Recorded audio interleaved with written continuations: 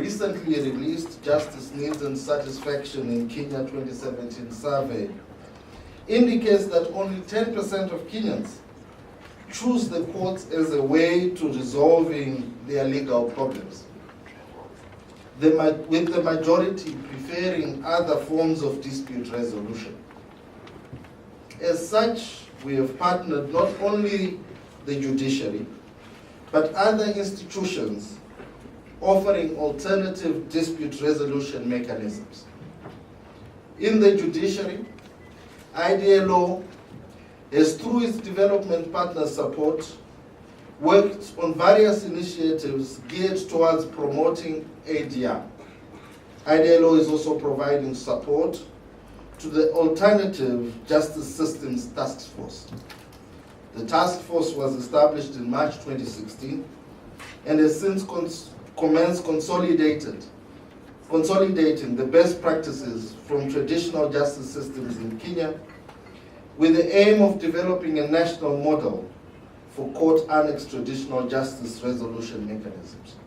International commercial arbitration has become a net export earner, because when we transport our disputes to these cities, we promote their tourism, we promote their legal sector, we promote the arbitration sector, and they earn income from us.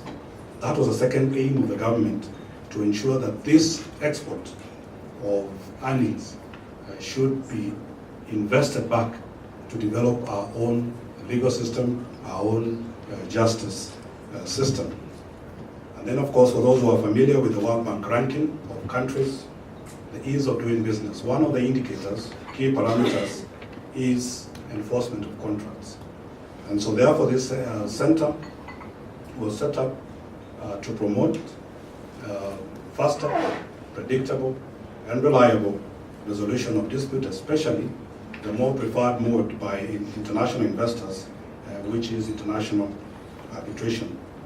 And for us to be able to do that, we've developed our arbitration and mediation rules, which are now in place and in use. In the short time that we've been in place, we have recorded, at least the last time I did check, disputes of between 120 and 150 million that we are currently handling. Alternative justice systems is beginning to take root. We now have a task force chaired by Justice Joel Ngugi. They are doing their bit too.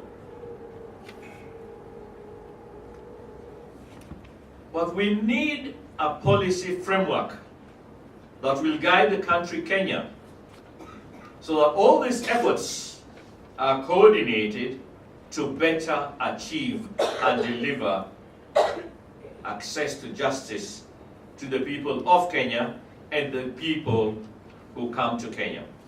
Because when you disagree with your spouse, when you disagree with your father or your child, you don't rush to court. You talk. And then you talk within the wider family. And then possibly you think about going to your church or your mosque or your temple. And those who don't pray too hard perhaps want to come to court.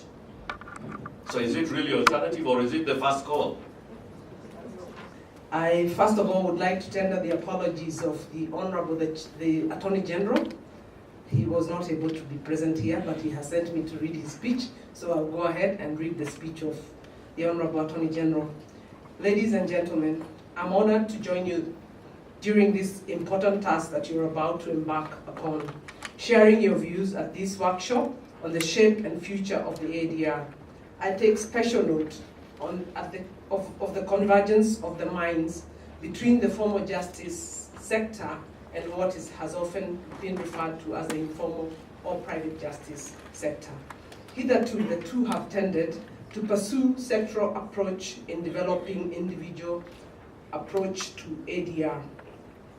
This has resulted in a fragmented initiative and duplication. I'm aware that much has been done within the judiciary under the auspices of the Task Force on ADR and Court and Next Mediation Pilot Project. On the part of the executive, Tremendous progress has been made through the Nairobi Center for International Arbitration in coordinating the formulation of a blueprint for the draft national policy on ADR. This workshop builds on the achievements of these important institutions. I look forward to the report on the outcomes of this workshop, and once again commend the partnership between the judiciary and the Nairobi Center in putting together this initiative. I wish you all fruitful discussions. Thank you very much. The commercial people, the private sector are a key stakeholder, a really important stakeholder in making sure that we can get better continuously as a country. And one of the groups of people who would benefit most from the ADR will be the private sector. And I'm very pleased that the progress that we have made is going to be translated into real dollars and shillings to make sure that we can get things going. So I can't emphasize enough the importance of the ADR and what it can do for economy, for commercial entities in this country, both financially but also as a way of making sure that we can attract investments in this place that will play in the long term to some of the other objectives around creating jobs for our young people, reducing the overall cost of lending in this country, that we need to achieve that very quickly. Access to justice in this country is no longer an option because the 2010 Constitution places a responsibility upon the state to ensure that every citizen indeed gets access to justice. And that responsibility, constitutional responsibility, is therefore necessary for the government of the day to ensure that every Kenyan, irrespective of his or her status, indeed is able to access justice. The Constitution of Kenya 2010 envisions a multifaceted, pluralistic judicial authority that recognizes the coexistence of alternative dispute resolution and alternative justice systems within and alongside the formal justice system. The judiciary is committed to realizing this juridical reality and continues to support and undertake activities towards rationalizing and operationalizing alternative dispute resolution throughout the judicial system. The important work being commendably undertaken by the task force on alternative dispute resolution, so ably chaired by my brother Judge Fredo Cheng, is a testament on the judiciary's commitment to that end. The theme of this year's forum is cultivating a robust, coordinated alternative dispute resolution framework in Kenya towards sustaining economic growth and access to justice. That idea is directly linked to enhanced access to justice, is axiomatic. It is widely acknowledged that ADR is crucial to enhancing access to justice in any justice system. With these very many remarks, it is now my honor and pleasure to officially open the 2018 National Alternative Dispute Resolution Stakeholders Forum. I wish all of you very fruitful and productive deliberations.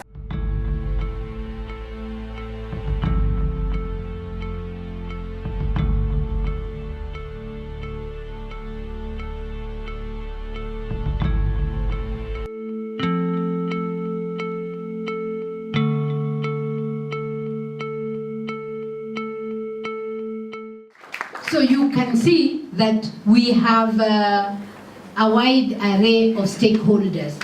And please let us make what we are doing robust by contributing generously. You know, if you leave without giving your view, then please don't complain once the framework is there because it is that less robust because we didn't hear from you. ADR must be spoken about. It has been described by more positive people as appropriate dispute resolution, so that it's not alternative. And in fact, the question of whether or not it's alternative should be a question before us today, in the light of the fact that our communities made it their first port of call. If you look at the diagram before you, you will see that those are methods of conflict management. And conflicts are likely to occur. There are two categories. There will be settlement and resolution, but another way of categorizing them is the coercive mechanisms and the non-coercive mechanisms. So that the non-coercive mechanisms are voluntary, without prejudice, and inexpensive.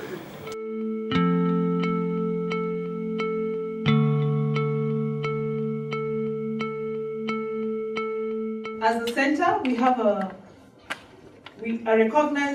vision of being recognized as the premier center of choice for alternative dispute resolution, and our mission is the provision of innovative and efficient processes for administering dispute resolution process. Our statutory mandate is divided into 4 thematic areas, which include the strategic, where our role is to coordinate with other agencies in the formulation of a national policy on ADR, laws and action plans, as well as facilitate interagency collaboration. Operational, we promote, facilitate, encourage, administer domestic and international dispute resolution processes. We conduct arbitration, and as I mentioned earlier, we have the Arbitration Rules 2015, which have incorporated best practices in international commercial arbitration, and they provide a flexible institute-administered procedure. Secondly, we conduct mediation, again, incorporating the best practices in international commercial arbitration, and parties choosing our arbitration rules or mediation rules will benefit from our inbuilt features, which are meant to maximize on-party autonomy with a balance of an independent, impartial, and empowered tribunal. Well, the BIT framework normally supports investment arbitrations.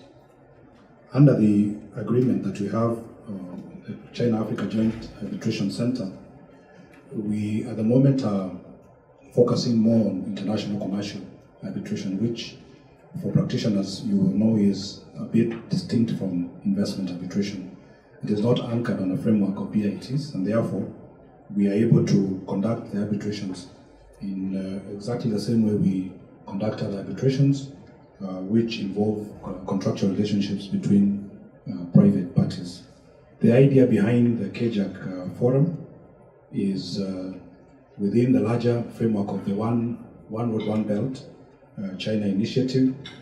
What we are saying is that there are peculiar characteristics of dispute resolution that are unique to China and Africa. And it is those peculiarities that we want to build on so that we can provide a framework for resolution of disputes that are between parties across the seas between these two continents.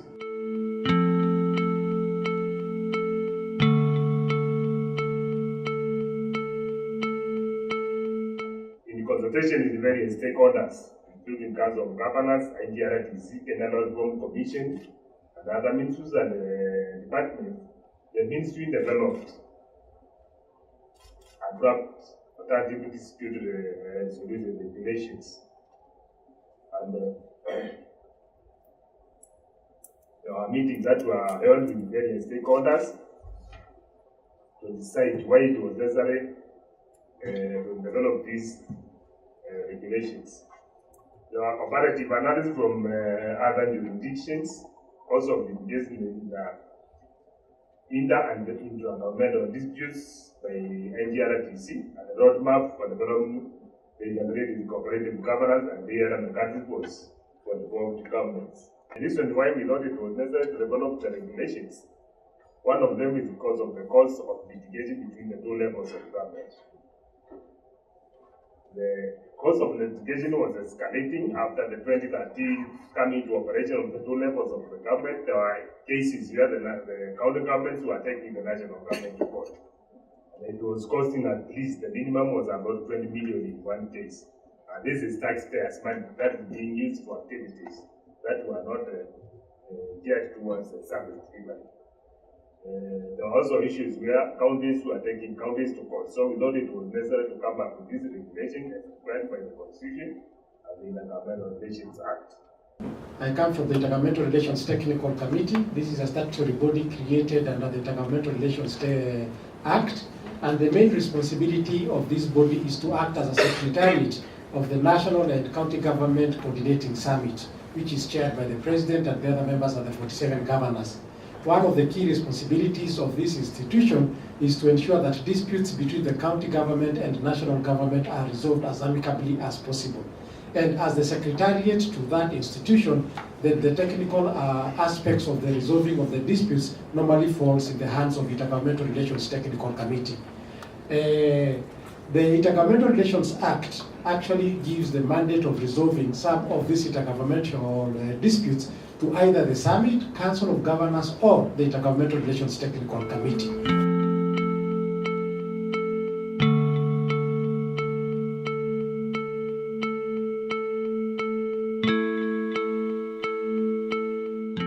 From a justice sector point of view, I begin to ask ourselves, how do we activate the mechanism in the new law on legal aid and the role of paralegals, especially as we focus on establishing justice advisory centers, which will be county-based.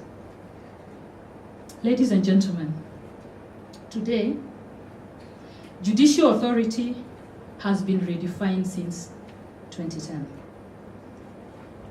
One parameter of judicial authority is that it must be guided by the principle, and note the word principle, of promoting ADR. And ADR is at the same level of access to justice. So it is not an inferior principle.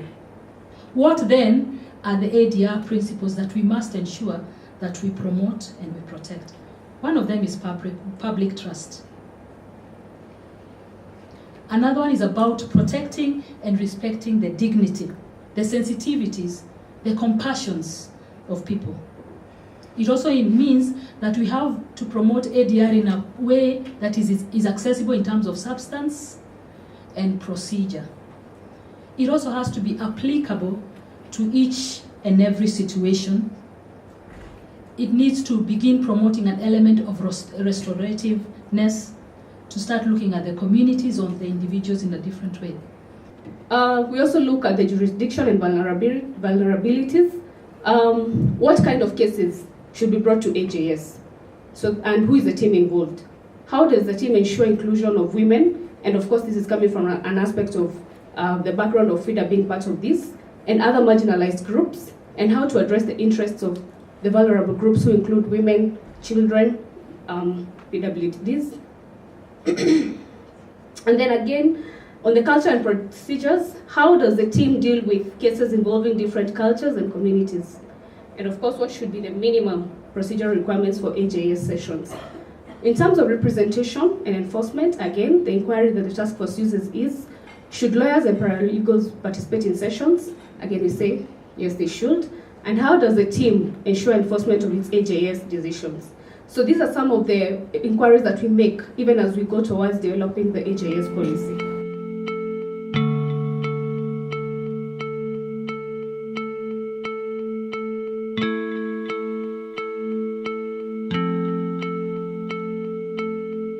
We were established in 2012, as you can see in the slide, which is the same time as the time when the Strathmore Law School really came to being. So we are one of the founding centers at the law school. And it's not an organization that began from scratch, because previously this organization was called the Dispute Resolution Center. Yeah, so we had an MOU with the Dispute Resolution Center here in Nairobi, and Strathmore Law School came together to form what now is called the Strathmore Dispute Resolution Center. Of course, the why and the need for this has been discussed here It's the need to remove backlog of cases, the high cost of resolving disputes, and the overwhelming and insatiable demand and need for effective and efficient resolution of disputes in this country.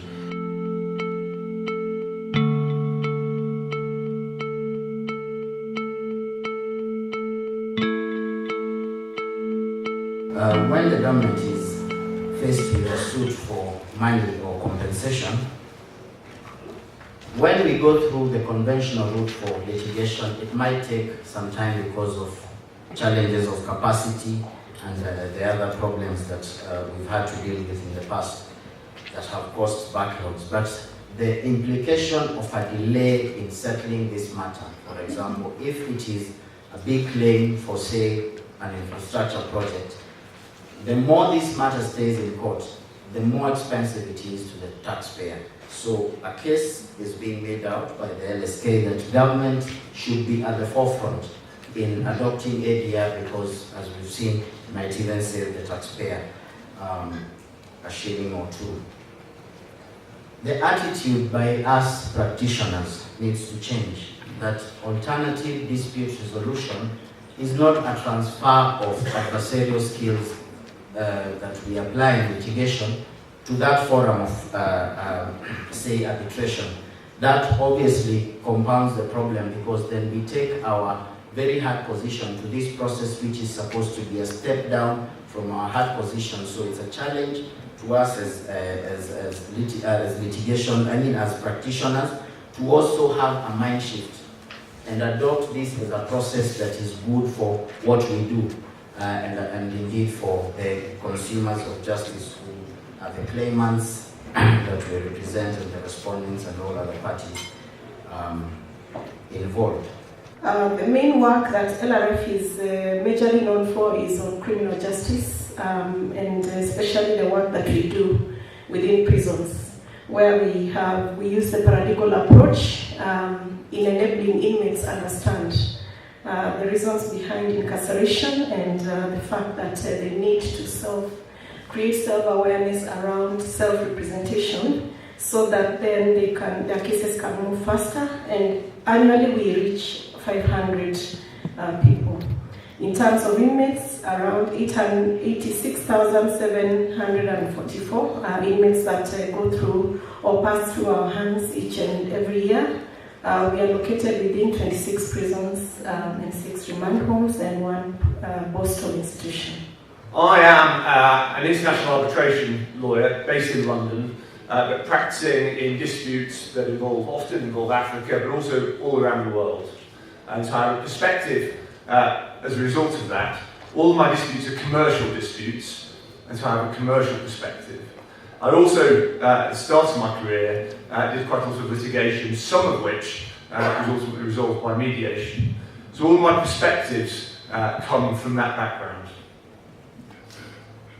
I think it's important, and this is perhaps the right starting point, to draw a distinction between commercial disputes and all the other disputes that could be resolved by ADR that we've been talking about. There's at least one critical reason why that's the case, and I'll come on to that in a moment. In our London office, about a month or two ago, we hosted an event for our clients, largely our finance and projects clients, who are engaged in investing in mainly infrastructure projects around the world, including in Africa. And the title of the event was The Bankability of Transactions in Africa. And in that context, one of the topics that kept on coming up was the ease with which investors can enforce their contracts, the reliability of the court and justice systems that are available, and the effectiveness of those systems once they're engaged with.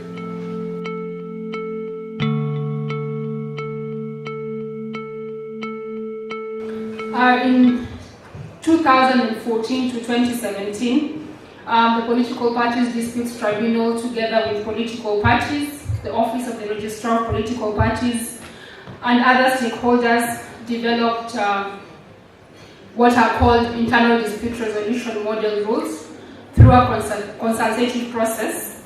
And these model rules are aimed at presenting the basic rights and protections to be included in any mechanism within a political party for dispute resolution. These rules reflect the principles of impartiality, effectiveness, and timely remedy and standards for the resolution of complaints within political parties. They propose that a political party should have an internal dispute resolution organ, an internal disciplinary organ.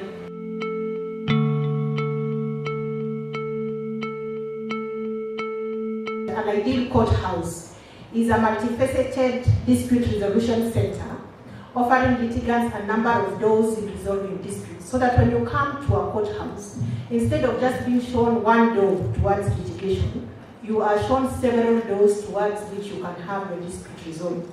So that, like in Nigeria now, when you go to a courthouse, first the door that is open for you is negotiation, and then if your dispute then fails there, the next door that is open is mediation, like that as it scales towards litigation.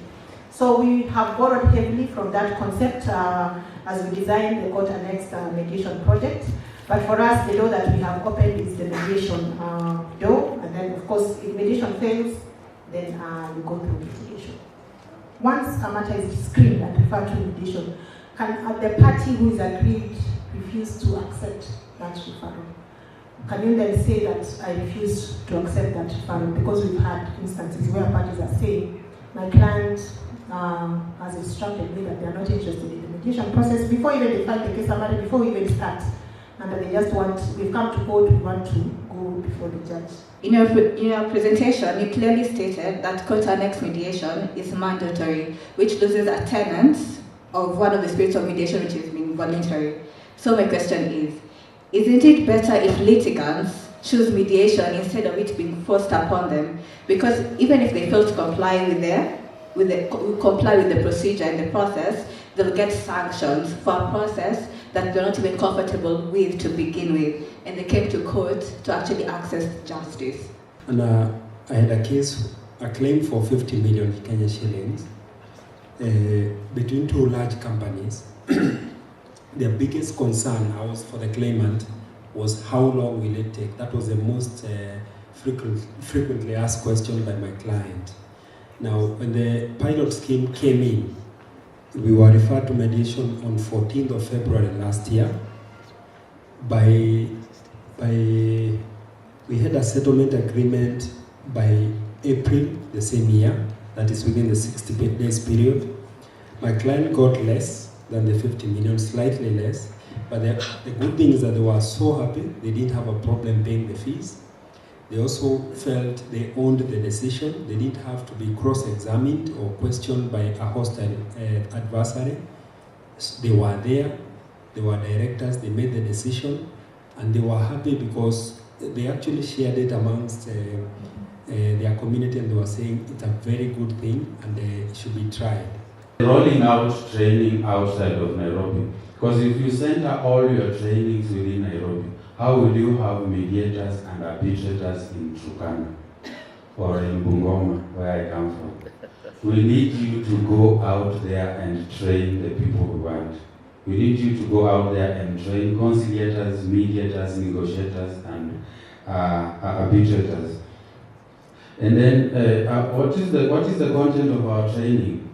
Are we just getting people from UK, from US to come and train someone in Turkana on how he can solve a dispute with a neighbor there? Is it working? How are we training them?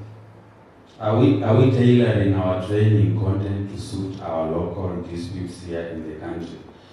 Finally, let me just talk about mandatory versus not mandatory.